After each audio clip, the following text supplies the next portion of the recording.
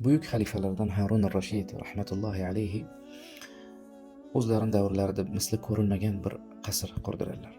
Ochilishda ko'p ahli ilmlar, shoirlar, ko'pchilik keladi. Ulug' bir xalifani ajoyib bir qasri. Va bu ochilishda kelgan kishilardan qalbga oid bo'lgan ko'p she'rlari bilan mashhur bo'lgan Abul Atahiya rahmatullohi alayhi ham keladilar. Bir qancha odam so'zga chiqadi. Ba'zilar Abul Atahiya rahmatullohi alayhiga ham siz ham gapiring deyishib so'z berishganida u kishi Harun ar-Rashidga qarab bir she'r aytadilar. Aytadilarki: "Ish ma bada laka saliman fi zilli shahiqatil qusuri.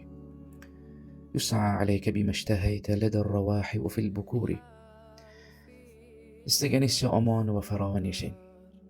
Bu baland qasrlaringiz soyasida. Sizga xohlagan narsalaringizni ertayu kech keltirishsin. Harun ar-Rashid kulib, faxr bilan eshitib turadilar. Keyin aytadilarki: "فإذا النفوس تقاقعت في ظل حشرجة الصدور فهناك تعلم موقنا ما كنت إلا في غرور."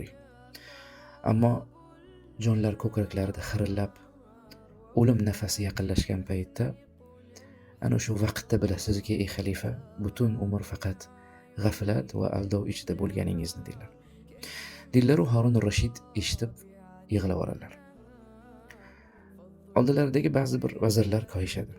Xalifani xafa qildingiz, xursandchilik kunda yuzlarini kuldirish o'rniga xafa qildingiz deyishganni Harun ar-Rashid: "Koymanglar, qo'yinglar. U bizni bir g'aflatda ko'rdi va uyg'otishni istadi" dedilar.